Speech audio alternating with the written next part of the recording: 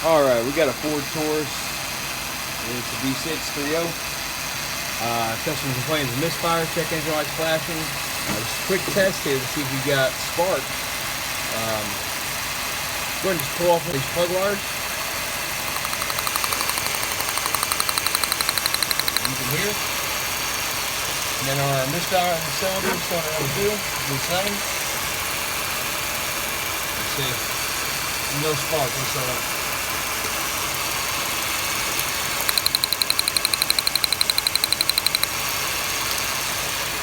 So if you've got spark on all the other cylinders except for one, you are good to go.